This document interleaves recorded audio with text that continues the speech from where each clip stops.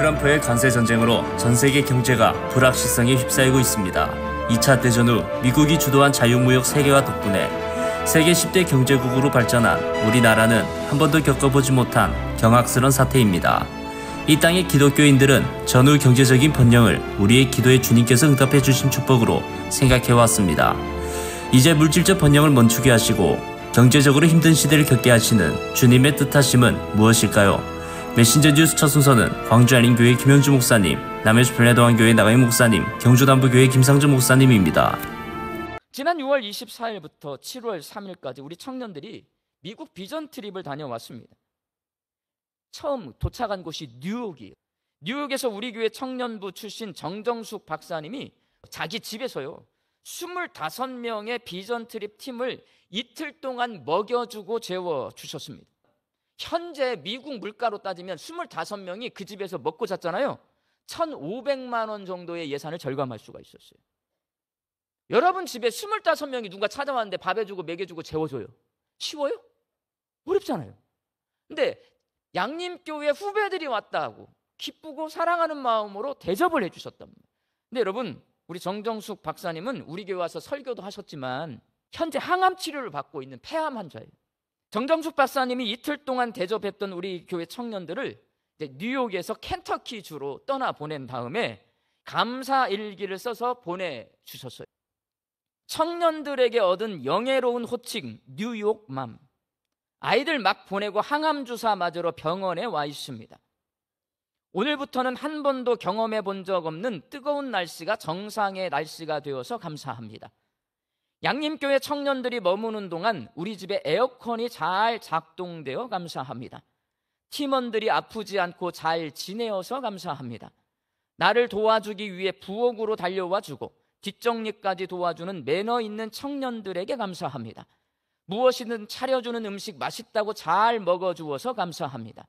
건강에 어려움 겪고 있는 청년을 짧지만 상담하고 격려하고 위로하고 기도해 줄 수 있어서 감사합니다. 우리의 결혼 기념일이 6월인데 그날을 위해 사용할 휴가와 돈을 양림교회 청년부 미국 비전 트립 팀을 위해 사용하면 좋겠다는 나의 제안에 흔쾌히 예스 해주고 음으로 양으로 도와준 남편에게 감사합니다. 어저녁 잠깐 시간을 내어 청년들에게 하고 싶은 이야기 나누고 고민이 무엇인지 들으면서 감사의 유익을 누리기 위해 감사 실천의 중요성에 대해 이야기할 시간 주셔서 감사합니다. 나에게 주어진 양림교회 청년들 대접하는 미션을 잘 성취할 수 있도록 힘주시고 능력 주신 하나님께 감사합니다. 그리고 건강 주시라는 기도에 응답해 주셔서 감사합니다. 할렐루야. 폐암 환자가 25명의 손님을 예수님의 이름으로 접대한 귀한 마음은 귀하신 하나님을 더욱 잘 섬기는 마음 때문입니다. 맥주감사절을 맞이한 우리 광주 양림교회 성도들이 2025년 상반기 동안 내게 베풀어 주신 하나님의 특별한 은혜에 감사드리고 우리 정정숙 박사님처럼 시간과 물질과 재능으로 감사드리며 귀하신 하나님을 더 잘 섬겨드릴 수 있기를 주님의 이름으로 축원합니다. 요한계시록에 쓰여질 때 세상은 로마 제국이 지배하고 있었습니다. 로마의 압도적인 힘에 눌려서 그 어느 누구도 저항할 수 없었고 그런 강제적인 평화 상태를 팍스 로마나 로마의 평화라고 자랑하였습니다. 그리고 그 당시 로마의 황제는 스스로를 신격화하며 황제를 숭배하고 충성할 것을 강요했습니다. 특히 요한계시록에 쓰여질 때는 도미시안 황제가 통치하고 있었는데 이전에 있었던 네로 황제도 아주 악명 높은 박해자였는데 그를 뛰어넘는 집요하고 조직적이고 전반적인 그런 핍박을 가했습니다. 게다가 교회는 유대교와 거짓 예언자들과 온갖 이방 종교들의 그 미혹을 받고 있었고 음란하고 탐욕적인 사회 풍조가 교회 안에도 밀려 들어와서 교회가 흔들리고 있었습니다. 교회는 그렇게 안팎으로 심각한 위기를 맞고 있었어요. 주님은 요한을 통해서 당시 그런 교회들에게 2장과 3장에서 먼저 직접적인 메시지를 주십니다. 처음 사랑을 회복하라. 속히 회개하라. 장차 받을 고난을 두려워하지 마라. 그리고 나서 주님은 오늘 본문에서 요한에게 하늘의 열린 문을 보여주시며 말씀하십니다. 이리로 올라오라. 이후에 마땅히 일어날 일들을 내가 내게 보이리라. 요한은 곧바로 성령에 감동되어서 이 땅의 현실 세계를 떠나 하나님이 계시고 예수님과 천상의 존재들과 구원받은 성도들이 거하는 이 초월적인 공간, 하나님이 올라오라고 하신 그 하늘의 공간으로 옮겨집니다. 그리고 그 하늘의 초월적인 공간에서 주님은 장래에 마땅히 일어날 일들을 수많은 환상으로 요한에게 보여주십니다. 여러분, 오늘 우리의 삶을 바라보면 희망이 어디에 있나요? 로마 시대나 오늘 우리의 시대나 악한 이 세상은 우리에게 희망을 주지 못합니다. 참된 희망은 하나님이 정말 계시다는 것과 천국이 정말 있다는 것과 그 하나님이 나의 주님이시라는 진리에서 오는 것입니다. 이 진리가 이 악한 세상의 결박을 깨트리고 우리를 자유롭게 만들어주는 것입니다. 이 희망의 진리 가운데 온전히 하나님을 예배하며 하나님 자녀의 복된 인생 살아갈 수 있기를 주님의 이름으로 축원합니다. 사랑하는 여러분, 미국 남편들은 하루에 3번씩 아내에게 나는 당신을 사랑합니다 라고 말하지 않는다면 이혼의 사유가 될 수 있다고 말합니다. 표현하지 않는 사랑은 온전한 사랑이 될 수가 없습니다. 연인들이 사랑에 빠지면 고백해야 되는 것이잖아요. 사랑합니다. 당신과 함께하고 싶어요. 이런 사랑의 고백이 있어야 관계가 시작되고 자라서 깊어지는 것입니다. 신앙도 마찬가지입니다. 예수님이 우리에게 큰 은혜를 베푸셨다고 하는 것은 자격 없는 나에게 프로포즈를 한 것입니다. 자격 없는 우리에게 사랑을 고백하신 것과 같은 것입니다. 내가 너와 함께하고 싶어. 나는 너의 아버지가 되고 싶고 너의 동력자, 너의 친구가 되고 싶어. 그런데 우리가 그 은혜를 받고도 고백과 영광의 표현이 없다면 어떻게 그 사랑이 이어질 수 있겠습니까? 표현하지 않는 믿음은 자라나지 않는 것입니다. 중요한 것은 은혜를 받고 난 이후에 그 은혜 앞에 응답하느냐 응답하지 않느냐, 이 문제가 중요한 것입니다. 내비게이터 행정 책임자였던 제리 브리지스가 쓴 경건에 이르는 연습이라고 하는 책이 있습니다. 그 책에 보면은 어떻게 하면 우리가 경건에 이룰 수 있는가? 자, 이분은 이렇게 말합니다. 늘 노트에 감사의 조건을 기록하라라고 말씀하고 있습니다. 하나님께서 내게 구원 주심을 감사합니다. 하나님께서 나에게 봉사할 수 있는 은혜, 섬길 수 있는 은혜를 주셔서 감사합니다. 경건한 아내를 주심도, 그리스도 안에서 자라날 수 있도록 우리 아이에게 은혜 베풀어 주신 것, 가족의 건강을 허락해 주신 것, 자유로운 나라에서 생활하게 해주신 그런 것들 낱낱이 노트에 기록해보라고 말하고 있습니다. 우리는 태어날 때부터 더 많은 것, 더 큰 것을 추구하는 탐심의 문화에서 우리는 성장해 왔습니다. 그러다 보니 나도 모르는 사이에 감사의 마음보다는 비교함으로 불평하는 마음이 우리에게 더 크게 나타나는 거지요. 우리가 애써 찾지 않으면 우리 의식 속에는 불편한 것, 원망할 것만 자꾸 떠오릅니다. 사랑하는 여러분, 감사한 것 50가지면 불평거리 또한 50가지가 보입니다. 선택은 여러분들의 몫입니다. 15절입니다. 그 중에 한 사람이 자기가 낳은 것을 보고 큰 소리로 하나님께 영광을 돌리며 10명의 고침받은 나병 환자 중 단 한 사람인 사마리아 사람이 예수님께 돌아와 큰 소리로 하나님께 영광을 돌렸습니다. 그는 마음으로만 감사를 간직한 것이 아니었습니다. 입술로 고백하고 행동으로 표현했습니다. 시편 50편 23절에 보면 이런 말씀이 있습니다. 감사로 제사를 드리는 자가 나를 영화롭게 하나니 그 행위를 옳게 하는 자에게 내가 하나님의 구원을 보이리라. 아멘. 6.25 전쟁의 잿더미에서 세계인이 부러워하는 경제적 성공 가도를 질주하면서 이 땅의 기독교인들은 축복에 대한 감사 기도를 할 겨를도 없이 더 큰 번영을 위한 끝없이 바라고 구하는 간구의 기도에만 익숙해져 왔다고 봅니다. 이제 잠재 성장률이 1% 밑으로 떨어지고 경제 번영의 기관차에 제동을 거시는 주님의 뜻하심은 무엇일까요?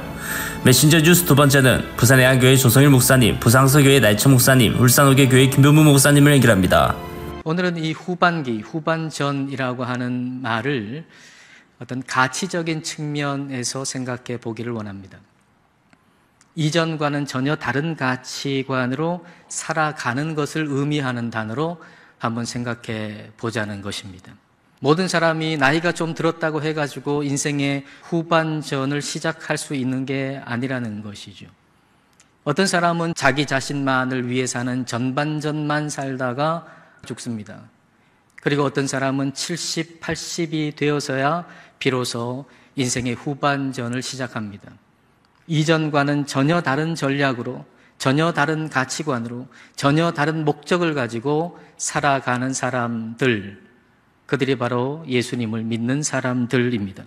우리는 후반전을 뛸 선수 명단에 이름이 올라가 있는 사람들입니다. 그런데 문제는 후반전을 전반전처럼 뛴다는 것이죠. 더 큰 문제는 그렇게 살면서도 문제의식을 전혀 가지지 못한다는 것이죠. 피아노 조율 부분의 명장 1호로 선정된 분의 책에 이런 내용이 있더군요. 피아노 조율을 할 때 서서 듣기와 앉아서 듣기가 있답니다. 조율사는 조율을 할 때 마지막에는 서서 듣기를 한답니다. 왜냐하면 그래야 청중이 그 연주를 들을 때 고르게 들을 수 있기 때문이라는 것이죠. 연주자가 앉아서 연주하잖아요.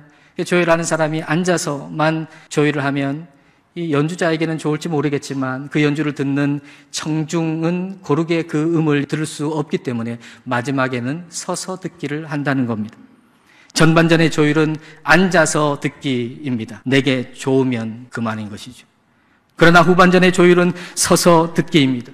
내 삶에 좀 불편하고 내게는 좀 어려움이 있을 수 있으나 우리 하나님께서는 그걸 기쁨으로 들으시는 것입니다. 우리가 지난날 우리만을 위해서 살아갔던 그 인생의 전반전을 가지고서 우리 주님께서 우리를 징계하시더라도 우리가 무슨 말을 할 수가 있겠습니까? 그러나 우리 주님은 우리를 그것 가지고 징계하시는 것이 아니라 오히려 우리 대신 십자가에서 죽으심으로 우리 모두에게 인생의 후반전을 살 수 있게 해 주셨습니다. 오늘 우리의 감사는 그리스도의 십자가의 은혜가 우리에게 인생의 후반전을 살 수 있게 해 주셨다는 것, 그게 오늘 우리의 감사입니다. 지난 5월 달에 노예 목사님, 장모님들과 더불어 부흥하고 성장하는 교회들을 2박 3일간 탐방한 적이 있어요. 그 충청도 지역에 교회의 어떤 사역들을 살펴보면서 깨달은 한 가지, 그게 무엇인가? 이 시대에 부흥하는 교회, 건강한 교회는 하나님의 계산법으로 믿음 생활을 하고 교회를 세워가더라는 것입니다. 그중 한 교회, 청주에 있는 교회인데 새로 목사님이 부임을 해가지고 교육 친화적인 공간으로 리모델링을 했는데 교회가 크다 보니까 대출을 많이 받았어요. 그런데 그렇게 빚이 많은데 선교의 지경을 더 넓혀가는 거예요. 전 세계 11개 지역에 21명의 선교사를 파송을 했습니다. 그리고 선교 협력을 하는 총 20개국에 51명의 협력 선교사를 파송했어요. 그런데 매년 그 선교를 더 확장시켜 나가는 거예요.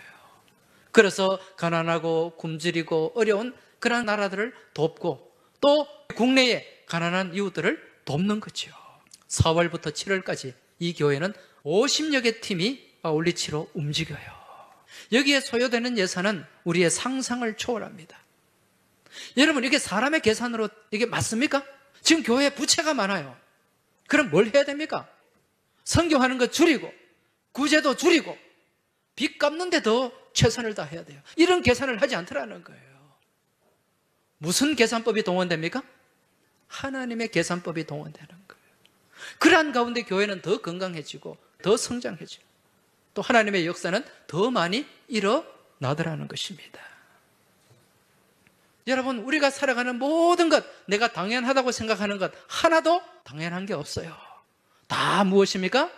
우리의 삶을 주관하시고 우리의 생을 이끌어가시는 하나님의 은혜인 줄 믿으시기 바랍니다. 이것을 두고 감사할 때 하나님은 그 감사를 기쁘게 받으시는 줄 믿습니다. 감사하는 가운데 놀라운 은혜와 능력과 기적을 베풀어 주신다는 사실 믿음으로 깨달으시길 축복합니다. 오늘 범사에 감사하는 말씀을 우리가 어떻게 삶의 현장에서 실천할 수가 있겠습니까? 여러분, 근본적으로 마음의 심령의 중심이 사랑이라는 요소가 들어가야 됩니다. 먼저 찬송으로 감사하는 모습을 통해서 항상 범사에 감사한 모습을 실천할 수 있습니다. 시와 찬송과 신령한 노래들로 서로 화답하며 너희의 마음으로 주께 노래하며 찬송하며 아멘. 여러분, 항상 감사는 여러분의 삶의 자리에서 기쁨의 찬송이 자연스럽게 흘러나올 수 있어야 된다는 것입니다. 물론 이 찬송은 공적인 예배에서 드려지는 찬송도 중요하지만요, 자발적으로 하나님 앞에 찬송이 나오고 또 아내는 남편에게 화답하고 또 자녀에게 화답하면서 그 찬송이 자연스럽게 삶의 현장 속에 있어야 된다라는 거죠.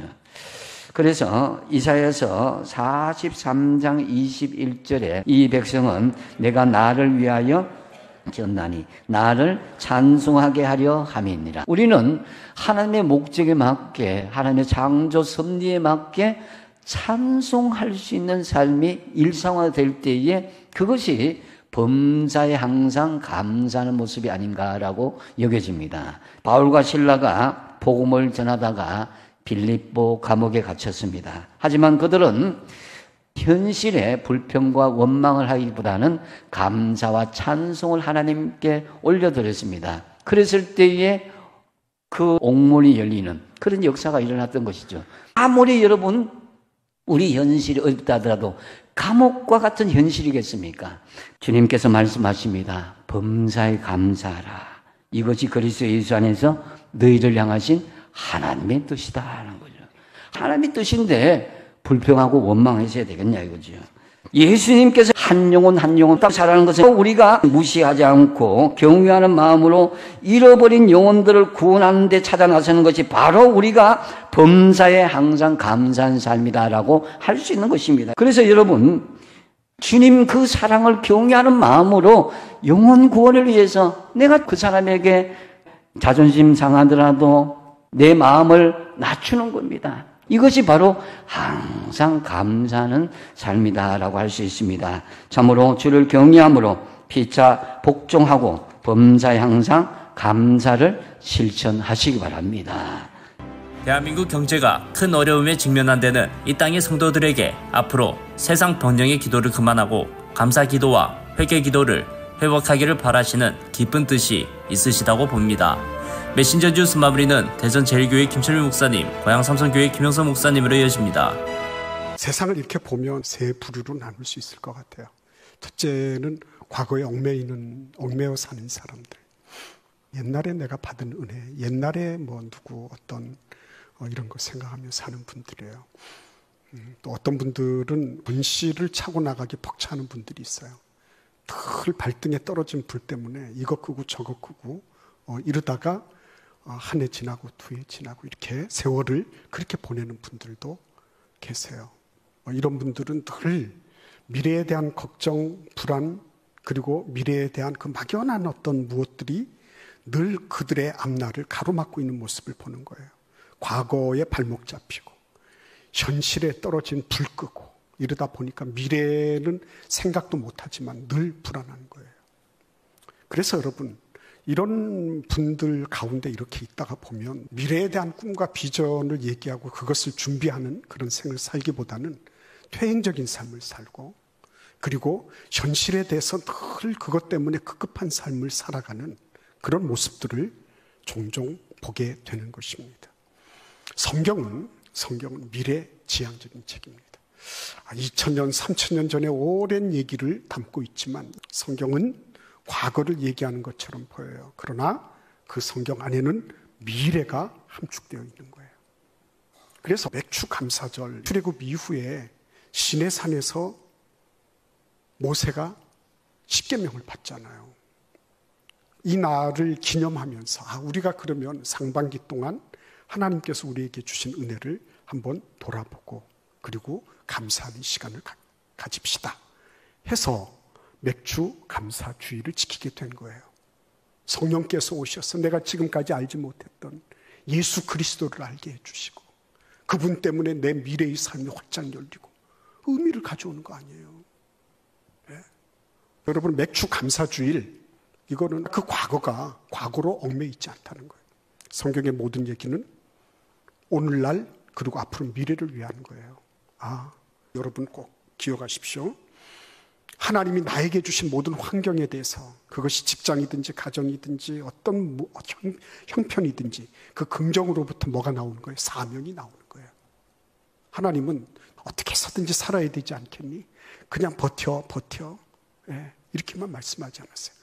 너는 그곳에서 해야 될 일이 있어. 그 어떤 영역에서든지 어떤 부분에서든지 사명을 감당하는 사람들은요, 그가 딛고 서 있는 발판이 이게 하나님이 나에게 주신 그런 발판이구나. 이게 굳건하면 그 다음 단계로 넘어갈 수 있는 거예요. 이 부분이 확실하고 분명하게 보이는 것, 그게 사명자의 모습이에요. 왜 우리가 감사를 잘 못하는가? 자기 중심성. 바쁠수록 시야가 좁아져서 내 상황, 내 필요, 내 감정에만 집중하는 심리입니다. 다른 사람을 돌아볼 여유가 없어요.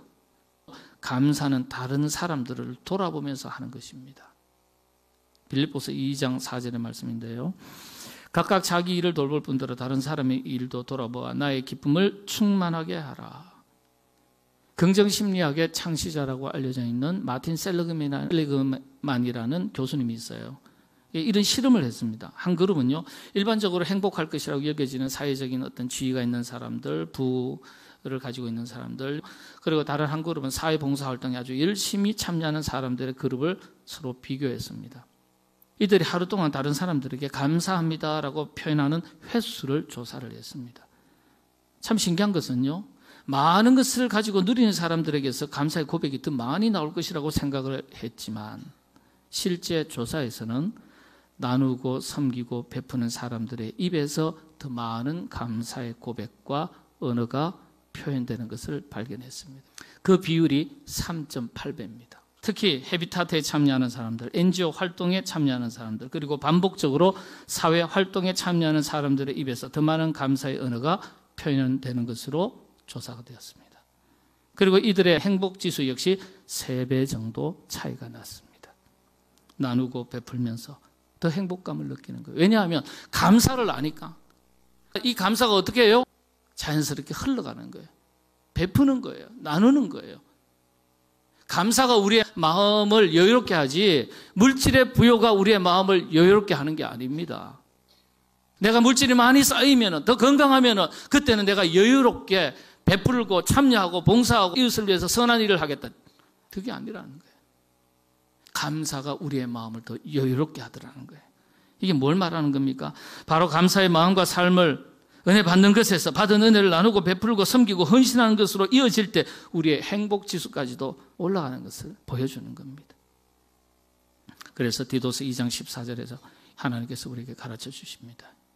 그가 우리를 대신하여 자신을 주심은 모든 불법에서 우리를 속량하시고 우리를 깨끗하게 하사 선한 일을 열심히 하는 자기 백성이 되게 하려 하심이라. 아우 목사님들의 말씀 전체를 들으실 수 있도록 전부 링크해 두었습니다. 아직 메신저 뉴스 구독을 누르지 않은 시청자님이 계시면 지금 구독과 좋아요, 알림 설정 같이 부탁드립니다. 다음 주까지 안녕히 계십시오. 메신저 뉴스 김성욱입니다.